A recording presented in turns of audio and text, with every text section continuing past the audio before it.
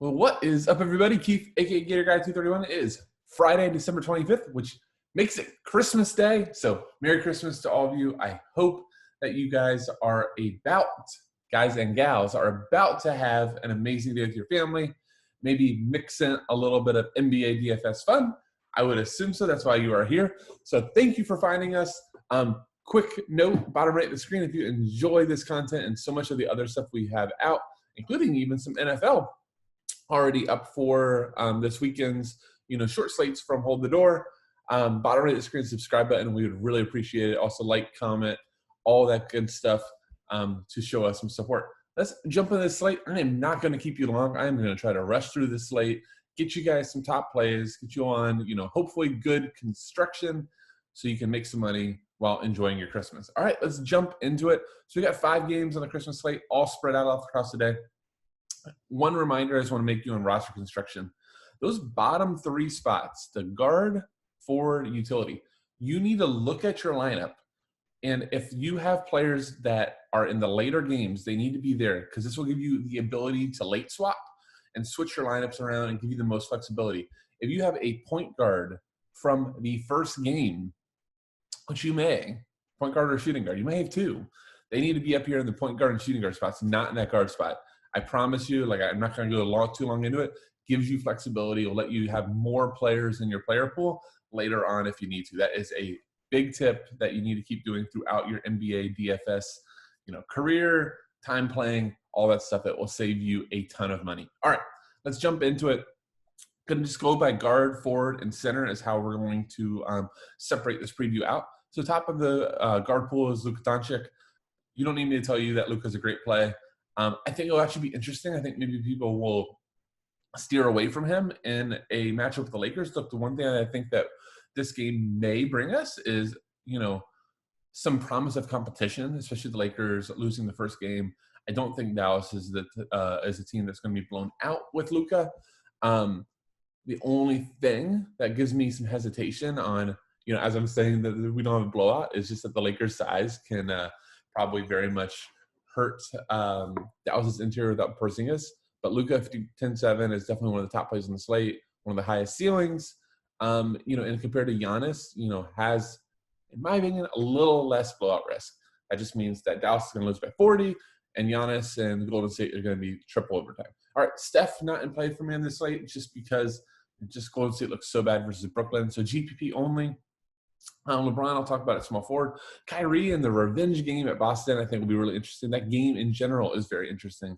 Again, from a competitive standpoint, it should be one of the most competitive of the day at 8,900. We saw Kyrie was on pace to absolutely destroy, I think it was like 8,500 on Wednesday, but blowout got him. I think he had like 26 DK in the first quarter, was looking awesome. Point guard for Boston is not going to be, their strong suit with Kemba out. But one thing that does concern me is Kyrie trying Marcus Smart, which is probably the reason that I'm not going to be on him. Marcus Smart, I'm trying this season to not overweigh matchups. I think in general, in the regular season, guys don't play a ton of defense. I think Christmas is an exception when they know all eyes are on them.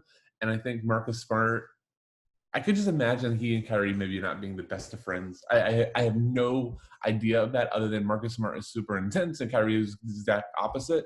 So I'm just going to avoid it. All right. Drew Holiday, 7,500 looked phenomenal the first game. Oh, also note, all these logs, I don't know why Draftkings couldn't update the first game log. I'm not even going to click the names because this is all last season's numbers. Like Drew Holiday played for a different team. Do not go off those logs or they will mislead you. So, make sure you pull up some box scores so that you know what the guys played in minutes. But Drew Holiday played a ton of minutes. Milwaukee in general played their guys a ton of minutes in the first game. It was really, really interesting considering Coach Bud last year limited their players until the playoffs. 7,500, I think he's a really good play. Same with Middleton. These guys are good plays. Milwaukee's always hard for me because outside Giannis can just kind of hog so much up. But Holiday at 75, Middleton at 74. Well, you see DiVincenzo at 4,700. All very good plays. They're not guys that I'm building around, but guys that if I landed there at my last spot or two, I have no problem with. one of my top plays, I'll just do it now. Jaylen Brown, I think, is close to a lock and load for me this late, 7,000. He took over 20 shots. He and Tatum combined for close to 50 shots first game. Their minutes were through the roof. Without Kemba, these two are just getting everything. It'll be interesting. Jeff Teague could start here. I think that Stevens will prefer him off the bench, just considering how good he looked. He's going to be a lock here coming up. But Jaylen Brown at 7,000. Brooklyn should be playing some fast pace. I know Nash has talked about pushing the pace.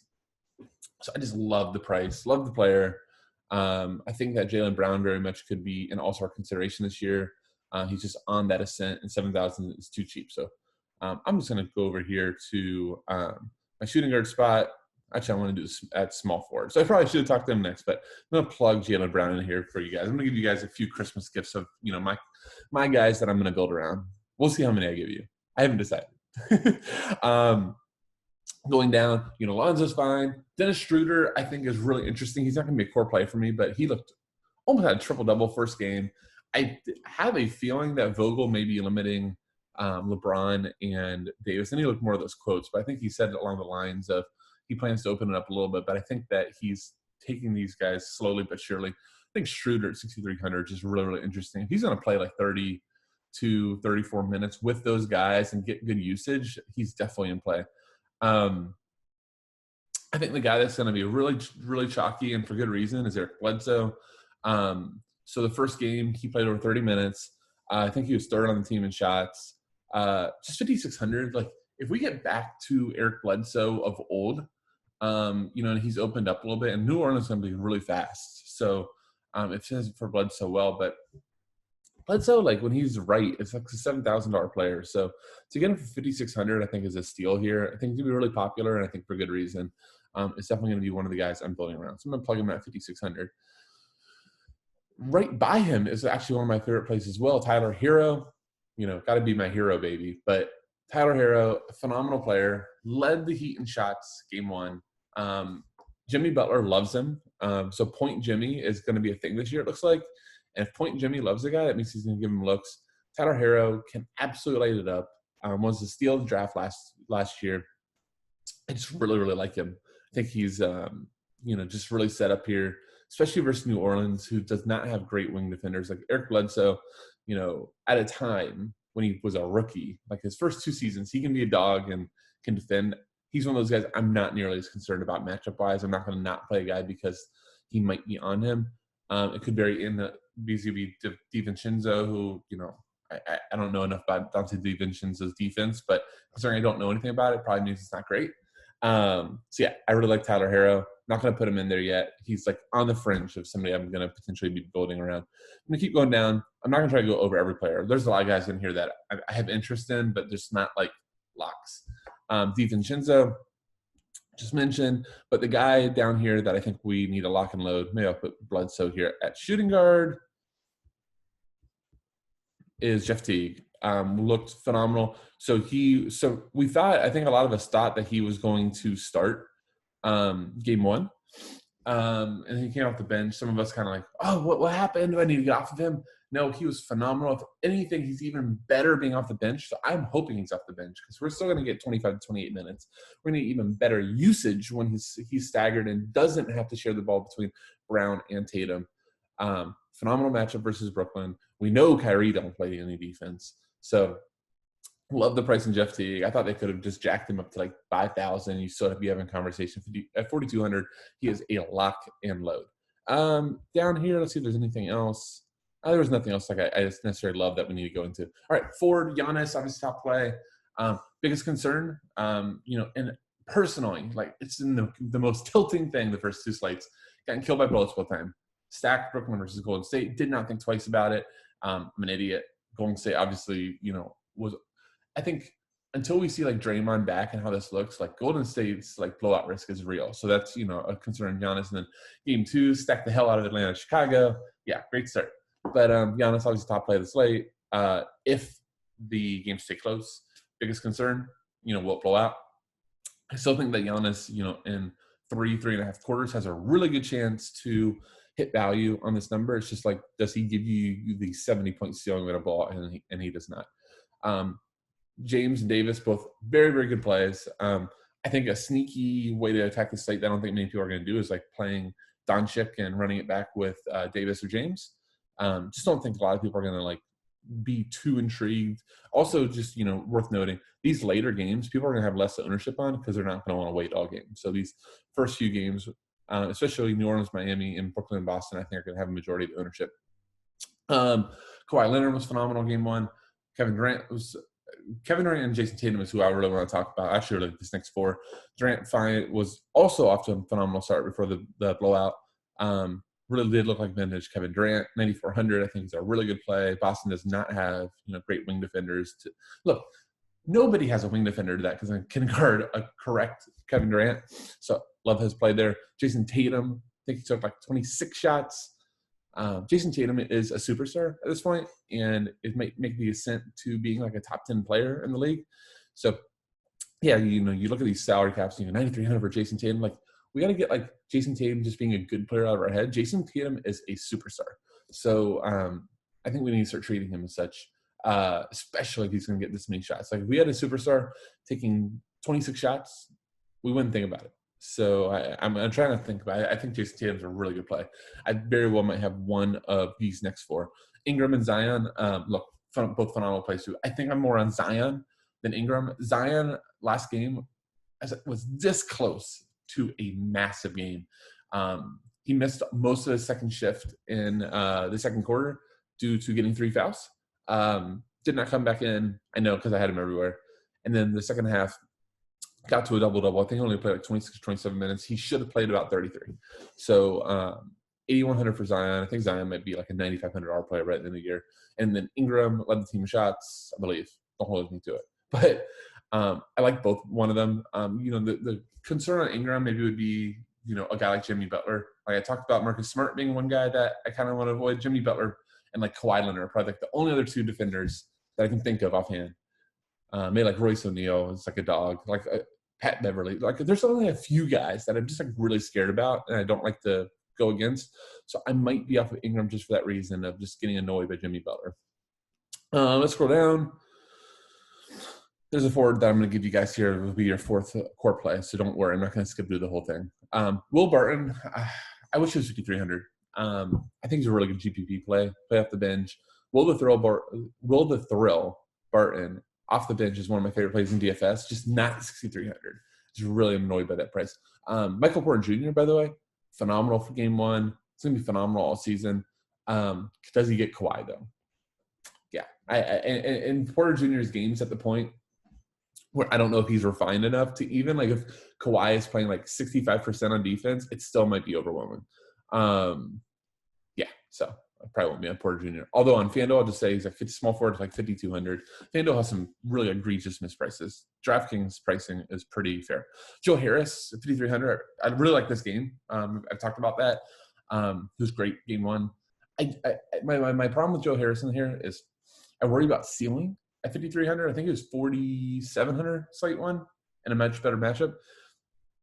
50, like, in terms of defensive matchup. I just don't know how much ceiling Joe Harris gets us. At 5,300, floor we want like 26 to 28. Ceiling we want over 30. I think that and you want more, right, to win a GPP. So I think he's like a fine cash play, just maybe a GPP lacks upside. A guy that does not lack upside is Paul Millsap. So Paul Millsap has probably been like one of my most tilting players in DFS the last like 5 years. I looked back, like, I haven't played like a $400 NBA GPP in a while. Normally I like cap out about 100, but like a few seasons ago I played like 3 $400 ones. Paul Millsap ended up in all those lineups. This was back when he was with the Hawks, and all 4 he dudded. So I've always had a complicated relationship with Paul Millsap. But here's the thing: if Paul Millsap's going to play mid-30s of minutes, is going to get double-digit shots versus the Clippers, I don't think that. And look, he might get some Kawhi. I'm worried about Kawhi on the wing more than I'm worried about with Kawhi in the low block or anything like that, or like on the boards, that type of stuff. So I think Paul Millsap is too cheap for this role. Denver's rotation got really, really short last game, which is phenomenal. And Paul Millsap, again, it's going to get run, it's going to get shots at 4,900. He should be like 6,000 here. So I'm just going to lock and load Paul Millsap and feel pretty good about it.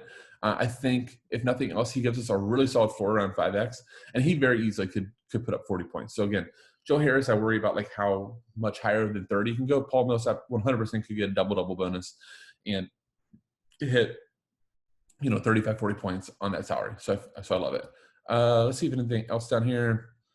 Nick Batum, I think, is a safe play. I wasn't thrilled last game. He was fine. Still not thrilled here. But, again, last person in, sure. JJ Redick was awesome. He just needs to hit his threes. And there's only one other guy I just want to bring up down here. Actually, I'll bring up two. Maxi Kleber is going to be super popular. I've already seen a few like optos and touts on him. It makes a lot of sense. Kleber, they're going to need size for the Lakers. Kleber's a really talented player. Wasn't great first game. Should be seeing mid-20s, upper 20s minutes, 3,500. So it's great. Direct pivot off of him would be Mo Harkless. You never know what you get with Mo Harkless, but 3,600, a lot less owned. He'll be a third of the ownership. Similar minutes projection. Just flip them, and hey, you could have great GPP leverage. All right, center shouldn't take too long. Only a few plays I want to talk about. Nikola Joe Kitch, I absolutely love him. I hope he goes overlooked on the slate. The Clippers are not going to be able to deal with him. He played 41 minutes in the overtime win, so it means he was about on pace for 36. That's huge minutes for Jokic. Triple-double. I think the matchup is phenomenal. And again, this Denver rotation being so short is awesome. I love Joker. Did I say Joker? Joker. Love Joker. I think he's a phenomenal play. Bam Adebayo was phenomenal versus the Magic. He just might be phenomenal and a fantastic player all season. 7,800 is probably a little too cheap. So I really like him. And the other center I want to bring up is Montrezl Harrell. Played over 30 minutes, which I think was a shock. Marcus Hall got into foul trouble, but I just think Marcus Hall's not good anymore. He's probably just somebody the Lakers are really just trying to pace for the postseason. Montrezl Harrell versus Dallas, that second unit he can absolutely take advantage of. Loved already has a great chemistry with Dennis Schroeder. So Trez Harrell, if you don't want to spend up to Jokic, I want to say Jokic again. Jokic. This is just too early for me to deal with the Jokic. So it's Jokic, but it's Joker. I'm just going to kill myself over this stuff.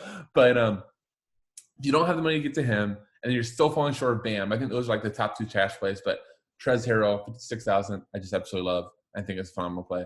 Ibaka, Zubac, they were splits. From a GPP perspective, I think James Wiseman, despite that game blows out, is a phenomenal play. They're obviously trying to develop him and make him into the superstar that he probably will be. Keats predicted him as the rookie of the year after game one. I fully am on board with that. I guess just one other note from a matchup perspective, Tristan Thompson matches up phenomenally versus Brooklyn. The minutes game one are a little bit of concern, but he supposedly went to Stevens and demanded more minutes, so we'll see how that shakes out. That is it. I don't know if I was how I did on time. I'll see you once I hit off here, but thank you all so much for watching. Once again, Merry Christmas. Good luck in your contest. And with that, this is Gator Guy 231 saying, see ya!